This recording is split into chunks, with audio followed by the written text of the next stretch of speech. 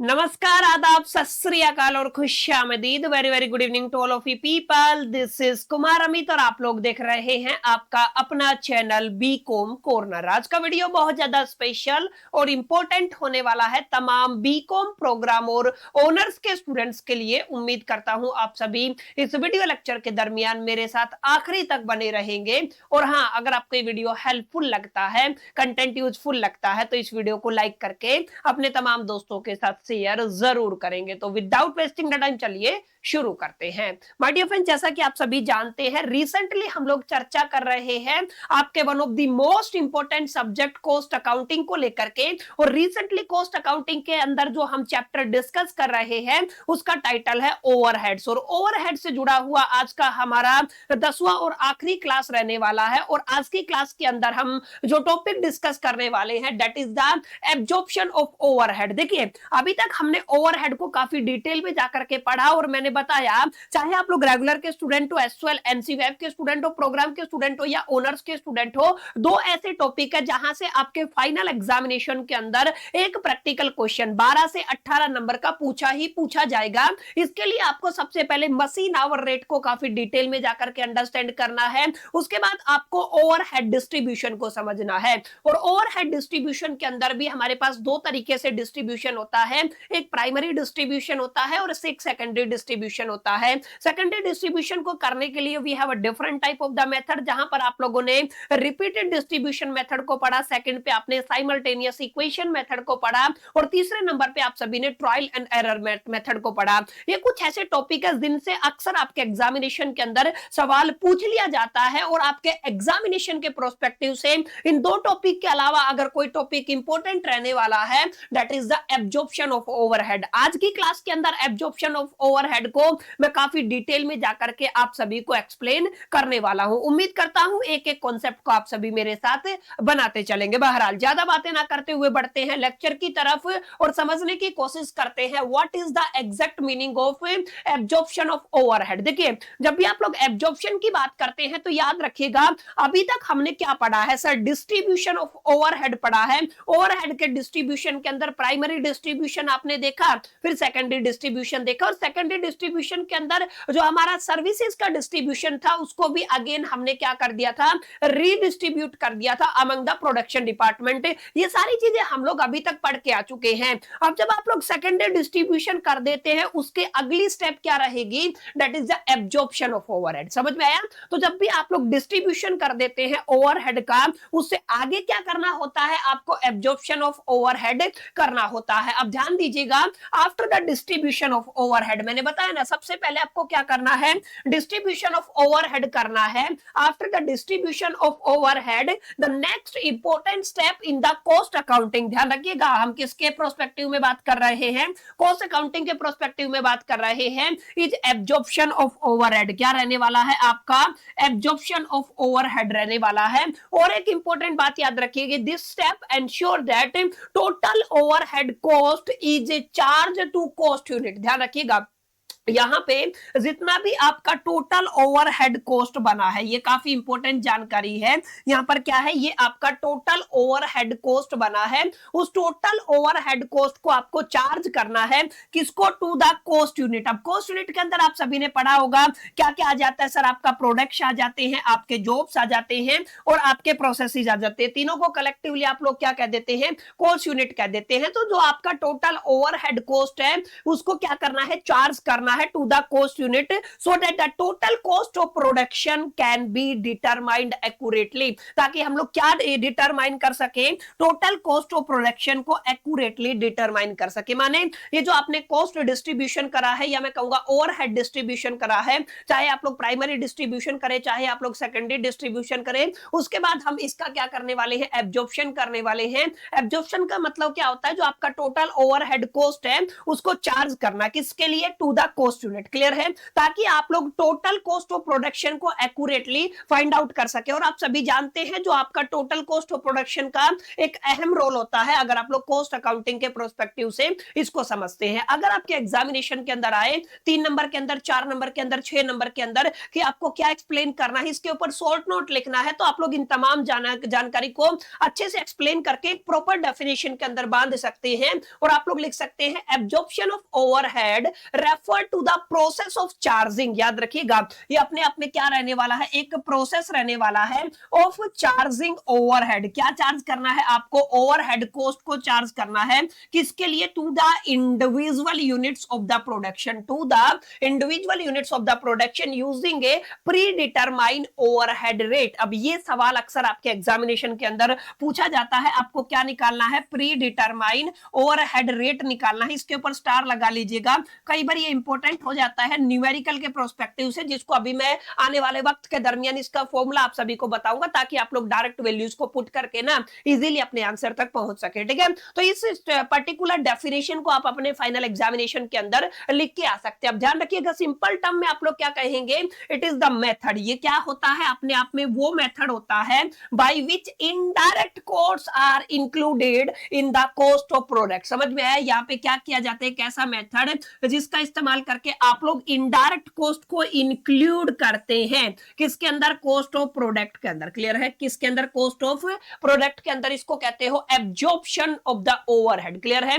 Cost of production के अंदर indirect cost को इंक्लूड करना, ये क्या कहलाता है? मोटा मोटा रफली आप लोग समझ सकते हैं सर, इसको आप लोग एब्जॉर्प्शन ऑफ द ओवरहेड कहते हैं। आई होप ये क्लियर रहा होगा, डेफिनेशन क्लियर रहा होगा, आपको समझ में आ गया होगा, रफली एक आइडिया भी आपको मोटा मोटा क्लैरिटी मिल गया होगा कि सर ये जो एब्जॉर्प्शन ऑफ ओवरहेड का कहानी क्या रहता है। अब थोड़ा आगे बढ़ेंगे ना, तो काफी इंपॉर्टेंट चीजें मैं आप सभी के साथ शेयर करने वाला हूं, ताकि इस कॉन्सेप्ट को लेकर के थोड़ा आपके अंदर और क्लैरिटी बिल्ड हो। सर ऑब्जेक्टिव क्या होते हैं, या हम कहेंगे एब्जॉर्प्शन ऑफ द ओवरहेड की जरूरत क्यों पड़ती है, नीड क्यों होती है। एक तो कारण ये हो गया सर, अगर आपको cost of production, total cost of production accurately एक तरीके से प्री डिटरमाइन करना है, डिटरमाइन करना है या असरटेन करना है, तो उसके लिए हमें क्या करना पड़ेगा? एब्जॉर्प्शन ऑफ ओवरहेड करना पड़ेगा। एक तो बड़ा रीजन ये है, यानी आप लोग क्या कहेंगे? It help in ascertaining the total cost per unit. Clear है? आप लोगों को क्या निकालना है? पर यूनिट टोटल कॉस्ट निकालना है, तो उसमें आपका एब्जॉर्प्शन ऑफ ओवरहेड हेल्प करने वाला है। अगर आप लोग एंश्योर करना चाहते हैं एक्यूरेट प्राइस डिसीजन, या फिर आप लोग कहेंगे एक्यूरेट प्राइसिंग डिसीजन। क्लियर है? एक्यूरेट प्राइसिंग डिसीजन लेना चाहते हैं तो आपको ओवरहेड्स का एब्जॉर्प्शन करना पड़ेगा। इसके अलावा अगर आप लोग कॉस्ट कंट्रोल करना चाहते हैं तो वहां पे आपकी काफी हद तक मदद करने वाला है एब्जॉर्प्शन ऑफ ओवरहेड। इसके अलावा आप लोग क्या कहेंगे? It is necessary for the profit measurement. काफी इंपॉर्टेंट पॉइंट है, हर एक बच्चा ये समझता है अगर आपको प्रॉफिट मेजरमेंट करना है, एक्यूरेट प्रॉफिट मेजरमेंट करना, तो ओवरहेड को आपके कॉस्ट ऑफ प्रोडक्शन के अंदर इंक्लूड करना पड़ेगा, और इसी को आप लोग क्या बोलते हो? Absorption of the overhead. Clear है? And it supports inventory valuation. ये किसको सपोर्ट करता है? इन्वेंटरी वैल्यूएशन को सपोर्ट करता है। इतनी सारी बातें अगर आप एग्जामिनेशन के अंदर लिख के आते हो तो according to me and my personal experience ये मोर देन सफिशिएंट रहने वाला है। समझ में आया? तो यहां से आपको एक क्लैरिटी मिल गया एब्जॉर्प्शन ऑफ ओवरहेड का क्या मीनिंग है, इसकी जरूरत क्यों पड़ी। अब ये वाली जो चार्ट है ना, इसको आपको अपने दिलो दिमाग और जहन के अंदर उतार लेना है, और ये इल्म आपको होना चाहिए कि जब भी आप लोग एग्जैक्टली एब्जॉर्प्शन ऑफ ओवरहेड की बात करते हैं तो इसको कैलकुलेट करने के लिए बच्चा we have a different type of the methods. वो कितने मेथड है मैंने चार्ट की हेल्प से आपको समझाने की कोशिश की है। अभी अगली 2 मिनट के अंदर आपको क्लैरिटी हो जाएगा इन मेथड का क्लासिफिकेशन किस बिहा पे किया है। और याद रखिएगा, कोई भी मेथड आपके फाइनल एग्जामिनेशन के अंदर पूछा जा सकता है और उससे रिलेटेड न्यूमेरिकल आपके एग्जामिनेशन के अंदर आ सकती है। तो आप लोग मेक श्योर करके माय डियर फ्रेंड्स इन मेथड को थोड़ा सा ध्यान से समझिएगा। ठीक है? तो जब भी आप लोग यहाँ पे methods of absorption of factory overhead की बात करते हैं तो यहाँ पे हमारे पास मोटा मोटा 3 कैटेगरी बनती है। कैटेगरी नंबर 1 रहने वाली है, कैटेगरी नंबर 2 रहने वाली है, और कैटेगरी नंबर 3 रहने वाली है। क्लियर है? तो category number 1, category number 2, category number 3। Category number 1 के अंदर हम परसेंटेज मेथड्स का इस्तेमाल करते हैं, और परसेंटेज मेथड के अंदर हम लोग 3 चीजों को यहाँ पे इंक्लूड करके चलेंगे। आपका डायरेक्ट लेबर कॉस्ट को इंक्लूड करके चलेंगे, डायरेक्ट मटेरियल कॉस्ट को इंक्लूड करके चलेंगे, और आपका प्राइम कॉस्ट को इंक्लूड करके चलेंगे। और यहाँ पे आप लोग लोग क्या इंप्लीमेंट करने वाले हैं, परसेंटेज मेथड इंप्लीमेंट करने वाले हैं। समझ में आया? तो यहाँ पे याद रखिएगा परसेंटेज मेथड के अंदर हमारे पास 3 कैलकुलेशन हो सकती है। पहली कैलकुलेशन का ताल्लुकात किससे रहने वाला है, direct material cost percentage rate. देखिए क्या लिखा हुआ है, direct material cost percentage rate. Clear है? और आप सभी जानते हैं जब भी आप लोग रेट निकालते हैं तो कैलकुलेशन को कितने से मल्टीप्लाई करना होता है सर, 100 से मल्टीप्लाई करना होता है। ठीक है, तो पहला क्या हो जाएगा, direct material cost percentage rate, उसके बाद आप लोग कहेंगे direct labour cost percentage rate. ठीक है, ये आपका दूसरा रहेगा। और तीसरा क्या कहेंगे, prime cost percentage rate. Clear है? अब जब मैं इनके फॉर्मूले आपको याद कराऊंगा ना तो आपको लगेगा ये बिल्कुल मक्खन है, बिल्कुल आसान चीज है यार, इसके अंदर आपको ज्यादा कुछ रटने की जरूरत नहीं, इसके पीछे बेसिक सा लॉजिक है। एक फॉर्मूला आपने समझ लिया, उसके बाद किसी भी फॉर्मूले को आप लोग एग्जीक्यूट कर सकते हैं या फिर बना सकते हैं, रिकॉल कर सकते हैं, मेमोराइज कर सकते हैं। ठीक है, तो इसको आपको ध्यान रखना है। मेथड्स ऑफ एब्जॉर्प्शन के अंदर कितनी कैटेगरी है, 3 कैटेगरी है। पहली कैटेगरी के अंदर हम लोग किसकी बात कर रहे हैं सर, परसेंटेज मेथड की बात करें। परसेंटेज मेथड के अंदर हमारे पास 3 ऑप्शन है। सबसे पहले if firstly we are talking about the direct material cost percentage rate. Second हम लोग किसकी बात करेंगे, डायरेक्ट लेबर कॉस्ट, आप किसकी बात करें, परसेंटेज रेट की। और तीसरा क्या रहेगा, prime cost percentage rate. Clear है? तो ये आपकी पहली कैटेगरी कंप्लीट हो जाती है। रेट यहां पे निकालना होगा, यानी कि जब भी रेट पूछेगा ना तो इन तीनों में से एक पूछेगा फाइनल एग्जामिनेशन के अंदर। ठीक है, अब इसके बाद होता है आपका एक आवरली रेट मेथड। क्लियर है? यहां पे तो आपको परसेंटेज निकालना था, यहां पे आपको आवरली रेट मेथड के अंदर सबसे पहले निकालना है लेबर आवर रेट, या फिर आपसे पूछा जाएगा मशीन आवर रेट। क्लियर है? वैसे मशीन आवर रेट आप लोग बहुत डिटेल में जाकर के पढ़ चुके हैं, लेकिन फिर भी एक मोटा मोटा फॉर्मूला आपको पता होना चाहिए। सर लेबर आवर रेट कैसे कैलकुलेट किया जाता है, मशीन आवर रेट कैसे कैलकुलेट किया जाता है, अभी मैं आपको बताने वाला हूं। इनके फॉर्मूले भी मैं आप सभी के साथ शेयर करने वाला हूं। ठीक है, तो पहली कैटेगरी परसेंटेज मेथड के अंदर 3 हम लोग कैलकुलेशन कर सकते हैं। Direct material cost percentage rate, उसके बाद direct labour cost percentage rate, उसके बाद आप लोग क्या कहेंगे, prime cost percentage rate. Clear है? सिमिलरली आवरली रेट मेथड्स के अंदर हमारे पास 2 चीजें हैं जहां पे आप लोग लेबर आवर रेट निकाल सकते हैं और मशीन आवर रेट निकाल सकते हैं। इसके बाद देखिए methods based on the number of units of produce, यानी कि प्रोडक्शन के ऊपर है।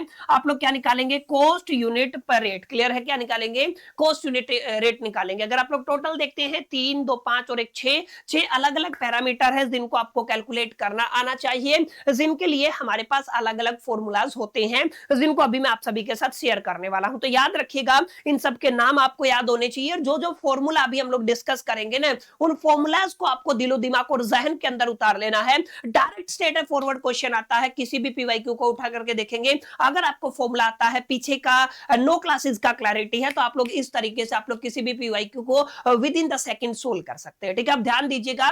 Methods of absorption of overhead के अंदर सबसे पहला मेथड कौन सा है सर, मैंने बताया था direct material cost method. Clear है? क्या है ये, डायरेक्ट मटेरियल कॉस्ट मेथड है। यहां पे याद रखिएगा overheads are absorbed as a percentage of the direct material cost. Clear है? इसका फॉर्मूला सबसे ज्यादा जरूरी है सर, सब में आपको ओवरहेड की जरूरत पड़ेगी। एक होता है आपका न्यूमिनेटर, एक होता है आपका डिनोमिनेटर। यहां पे आप लोग कुछ इस तरीके से लिखते हैं, एक होता है आपका न्यूमिनेटर, मैथमेटिक्स में आपने पढ़ा होगा फ्रैक्शन के अंदर, एक होता है आपका डिनोमिनेटर। क्लियर है? अब याद रखिएगा न्यूमिनेटर हमेशा यहां पे क्या रहेगा, आपका ओवरहेड रहेगा। क्लियर है? और नीचे वाला जो टर्म है वो चेंज होगा। क्लियर है? नीचे वाला टर्म क्या होगा, चेंज होगा। जैसे अगर आप क्या किसकी बात करते हैं सर, अगर आप लोग direct material cost percentage rate की बात करते हैं, सबसे पहले आपको क्या निकालना है सर, सबसे पहले आपको निकालना है, एक एग्जांपल से समझा रहा हूं। ठीक है, ध्यान से समझिएगा, एक टेक्निक है। अगर आप लोगों को निकालना है direct material cost percentage rate निकालना है, तो मैं पूरा लिख देता हूं एक बार के लिए। आप लोग क्या कहेंगे, आपको ये कैलकुलेट करना परसेंटेज रेट। तो आप ध्यान रखिएगा, आप कुछ भी कैलकुलेट कर रहे हो, सबसे ऊपर क्या रहेगा सर, सबसे ऊपर आपका ओवरहेड रहेगा। क्लियर है? आप लोगों का क्या रहेगा, ओवरहेड रहेगा, टोटल ओवरहेड आ जाएगा। नीचे आप लोग डायरेक्ट मटेरियल कॉस्ट लिख देंगे, तो मैं इसको लिख दूं direct material cost, short abbreviation लिख देता हूं। रेट के लिए आप किससे मल्टीप्लाई कर देंगे, 100 से मल्टीप्लाई कर देंगे, तो ये आपका क्या हो जाएगा, फॉर्मूला हो जाएगा। क्लियर है? सिमिलर वे में अगर आपको direct labour cost percentage method लगाना है या परसेंटेज रेट निकालना है, तो ओवरहेड डिवाइड में क्या आ जाएगा, आपका डायरेक्ट लेबर कोस्ट मल्टीप्लाई में कितना आ जाएगा 100। समझ में आया? तो ये आपको थोड़ा सा अपने ख्याल के अंदर रखना है, ठीक है। ऐसे ही आप लोग अगर प्राइम कोस्ट परसेंटेज रेट को निकालना चाहते हैं तो नीचे क्या आ जाएगा, आपका प्राइम कोस्ट आ जाएगा, ठीक है। तो यहाँ पे अगर आप लोग ध्यान देंगे तो क्या है, ओवरहेड को डिवाइड करना है डायरेक्ट मटेरियल कॉस्ट से और मल्टीप्लाई कितने से कर देना है 100 से, तो आपको ये रिजल्ट मिल जाएगा। क्लियर है? तो ये आपका पहला तरीका है जिसको आपको अपने दिलो दिमाग और जहन के अंदर बैठाना है और इसको याद भी जरूर कीजिएगा। क्लियर है? अब मेरे को बताइए सेकंड क्या है, डायरेक्ट लेबर कॉस्ट मेथड है। यहाँ पे आप लोग फॉर्मूला क्या बनाएंगे, देखिए अभी अभी हमने पढ़ा सर, बिल्कुल आसान फॉर्मूला है। फॉर्मूले के अंदर सबसे पहले ऊपर आप लोग क्या लिखेंगे सर, ऊपर आप लोग अपना ओवरहेड लेके चलेंगे और ओवरहेड को नीचे किससे कर देंगे, लेबर कॉस्ट, या फिर मैं कहूंगा डायरेक्ट लेबर कॉस्ट, ठीक है। तो आप लोग क्या कहेंगे सर, नीचे क्या आ जाएगा, आपका डायरेक्ट लेबर कॉस्ट आ जाएगा और रेट के लिए कितने से मल्टीप्लाई कर देंगे, 100 से मल्टीप्लाई कर देंगे, तो ये आपका फॉर्मूला बन जाएगा। देखिए ओवरहेड है, डायरेक्ट लेबर कॉस्ट है, मल्टीप्लाई कितने से कर दिया, 100 से। यही पे हो सकता है पीपीटी के अंदर इंक्लूड ना हो तो आप लोग किसको इंक्लूड कर लीजिएगा सर, आप लोग यहाँ पे इंक्लूड कर लीजिएगा आपका प्राइम कोस्ट, ठीक है। किसकी बात हो रही है, prime cost percentage rate. Clear है? तो यहाँ पे मैं लिख देता हूं परसेंटेज रेट। इसके लिए फॉर्मूला क्या बनेगा सर, इसके लिए बेसिक फॉर्मूला सेम बनेगा, इज इक्वल टू द, आप लोग कैसे निकालेंगे, आप लोग कहेंगे सर हमें क्या चाहिए, आपका ओवरहेड चाहिए, इसको डिवाइड किससे कर देना है सर, आपकी प्राइम कोस्ट से डिवाइड कर देना, ठीक है। आप लोग क्या कहेंगे, प्राइम कोस्ट से डिवाइड करके मल्टीप्लाई कितने से कर देंगे, 100 से, तो ये आपका अगला फॉर्मूला बन जाएगा, ठीक है। तो सारे फॉर्मूले आपको याद होने चाहिए, 3 2 5 और 1 6, 6 के 6 फॉर्मूले आपके दिलो दिमाग और जहन के अंदर होने चाहिए। अब ध्यान रखिएगा, जितने भी आपके आवरली बेसिस पे थे ना, यानी कि आपके दो आपके पैरामीटर थे जिनको आपको आवरली बेसिस पे निकालना है, एक तो लेबर आवर रेट को आपको और दूसरा मशीन आवर रेट को। क्लियर है? अब यहाँ पे ध्यान ये देना है, यहाँ पे तो आपने क्या किया, ऊपर ओवरहेड रखा, नीचे जो कंपोनेंट निकालना है वो बेस ले लिया, मल्टीप्लाई में 100 कर दिया, ये आपका बेसिक फॉर्मूला बन गया। लेकिन अगर आप लोग यहाँ पे ध्यान देंगे, लेबर आवर रेट या मशीन आवर रेट निकालना है तो यहाँ पे हम लोग क्या करने वाले हैं, जैसे अगर आप लोग बात करेंगे लेबर आवर रेट आपको निकालना है। क्लियर है? आप लोग क्या करेंगे, लेबर आवर रेट निकालना चाहते हैं तो यहाँ पे आपको क्या करना है, एक सिंपल सा फॉर्मूला इंप्लीमेंट करना है। आपको टोटल ओवरहेड लेना है, उसको डिवाइड करना है टोटल लेबर आवर से। क्लियर है? यहाँ पे कॉस्ट की बात नहीं होगी, लेबर आवर से डिवाइड होगा। क्लियर है? सिमिलर अगर आप लोग मशीन आवर रेट को कैलकुलेट करना चाहते हैं तो आप लोग टोटल ओवरहेड लेके चलेंगे, टोटल मशीन आवर रेट से क्या कर देंगे, उसको डिवाइड कर देंगे, ठीक है। तो यहाँ पे मोटा मोटा क्या है, यहाँ पे सर हम क्या करेंगे, यहाँ पे हम लोग ओवरहेड लेके चलेंगे और जो आपका मशीन रेट है या फिर आप लोग कह दीजिए जो आवर बन रहे, टोटल आवर, जैसे आपका पहले क्या हो सकता है सर, आपका टोटल लेबर आवर हो सकता है, उससे आप लोग क्या करेंगे, डिवाइड करेंगे, तो आपको डायरेक्ट लेबर आवर रेट मिल जाएगा। और अगर आप लोग यहाँ पे क्या करते हैं सर, आप लोग ओवरहेड को डिवाइड कर देते हैं किससे सर, मशीन आवर से, ठीक है ना। आप लोग क्या कहेंगे सर, यहाँ पे किससे डिवाइड कर रहे हैं, मशीन आवर से डिवाइड कर रहे हैं, तो आपको क्या मिल जाएगा, मशीन आवर रेट मिल जाएगा। क्लियर है? वहां पे क्या था, वहां पे भी ऊपर ओवरहेड था और नीचे आपका बेस था, इसको आप लोग बेस बोलते हैं, बेस के रेफरेंस में क्वांटिटी चेंज हो जाती है, ठीक है। तो ये आपको याद रखना, ठीक है। तो बेसिक फॉर्मूला है, कोई रॉकेट साइंस नहीं है, जस्ट आप एक बार लेक्चर देखिएगा, पीपीटी को रिवाइज कीजिएगा, आई एम 100% डैम श्योर आपको क्लैरिटी मिल जाएगा। अब एक और आप लोग ध्यान से देखेंगे, यूनिट ऑफ आउटपुट मेथड, तीसरा था ना जहां पे हमने पढ़ा यूनिट ऑफ आउटपुट मेथड, यहां पे याद रखिएगा, यहां से काफी इंपॉर्टेंट जानकारी शुरू होती है, ध्यान दीजिएगा। Overhead are absorbed based on the unit production, किसके बेस्ड होगा, ये यूनिट प्रोडक्शन के ऊपर बेस्ड होगा। ओवरहेड रेट निकालने के लिए आपको क्या करना है, टोटल ओवरहेड को टोटल यूनिट प्रोड्यूस से डिवाइड कर देना, ठीक है। यानी कि जो आपको निकालना है वही बेस में आ जाएगा, बस ये आपको ध्यान रखना है, जो आपको निकालना है वही क्या आ जाएगा, बेस में आ जाएगा। क्लियर है? ये आपको थोड़ा ध्यान में रखना, ठीक है। किसके लिए सूटेबल है ये आप लोग पढ़ लेंगे। सबसे जरूरी जानकारी यहाँ पे क्या रहने वाली है, आपकी POHR रहने वाली है, इसको स्टार मार्क कर लीजिएगा, यहाँ से अक्सर सवाल पूछ लिया जाता है फाइनल एग्जामिनेशन के अंदर। देखिए क्या लिखा हुआ है, pre determined overhead rate. Clear है? यहाँ पे क्या होगा, प्री डिटरमाइन माने पहले से आप लोग अंदाजा लगा के चलेंगे, एस्टिमेटेड रहेगा ये। प्री डिटरमाइन ओवरहेड रेट्स निकाला जाता है, फिर बाद में एक्चुअल निकाला जाता है और एक्चुअल के साथ कंपेयर करके हम लोग कहते हैं ओवर है या अंडर है आपका प्री डिटरमाइन ओवरहेड। क्लियर है? पहले आप लोग समझिए प्री डिटरमाइन ओवरहेड रेट का क्या सीन है। Overhead are usually absorbed using a predetermine rate, याद रखिएगा इनको एब्जॉर्ब किया जाता है किसको यूज करके, प्री डिटरमाइन रेट्स को यूज करके, calculated before the actual production beginning, clear है। एक्चुअल प्रोडक्शन की बिगिन से पहले इनको क्या किया जाता है, कैलकुलेट किया जाता है। अगर आप लोग यहाँ पे प्री डिटरमाइन ओवरहेड रेट निकालना चाहते हैं तो एस्टिमेटेड, देखिए estimated, note the actual, note the exact, estimated overhead को एस्टिमेटेड बेस से डिवाइड करना है। अब आपको प्री डिटरमाइन ओवरहेड रेट मान लीजिए आपको डायरेक्ट मटेरियल, डायरेक्ट लेबर के केस में निकालना है, प्राइम कॉस्ट के केस में निकालना है, या आपको मशीन आवर के केस में निकालना है, तो आपको बेस चेंज करना है। केवल क्या करना है, बेस चेंज करना है। आपका बेस क्या हो सकता है, लेबर आवर हो सकता है, मशीन आवर हो सकता है, मटेरियल कॉस्ट हो सकता है, लेबर कॉस्ट हो सकता है, ठीक है। यानी कि एस्टिमेटेड ओवरहेड को हमें किससे डिवाइड करना होता है, जो भी आपका यहाँ पे बेस है। सेम बात है जो हमने पीछे किया था, ठीक है। तो अगर आप लोग बेस से डिवाइड करेंगे तो आपको क्या मिल जाएगा, प्री डिटरमाइन ओवरहेड रेट मिल जाएगा। अब यहाँ पे ध्यान रखिएगा, एक आपका होता है pre determine overhead rate, clear है, और यहाँ पे एक होता है आपका एक्चुअल ओवरहेड रेट, ठीक है। एक क्या होता है, आपका एक्चुअल ओवरहेड रेट होता है, ठीक है। कहां पे क्या हो गया आपका, क्या होगा, एक्चुअल ओवरहेड रेट होगा। अब इनको कंपेयर करना, चलिए 5-10 मिनट, 5-1 मिनट की क्लास हो रहे हैं, कंक्लूड करते हैं, ठीक है। ये थोड़ा सा सिस्टम दिक्कत कर रहा है तो ध्यान रखिएगा। यहाँ पे आपका पहला केस क्या बनेगा, under absorption and the over absorption, दोनों केस कलेक्टिवली हैं। अंडर एब्जॉर्प्शन का मतलब कम रह गया है, जो आपने पीरियड डिटरमाइन किया था वो क्या है, कम है।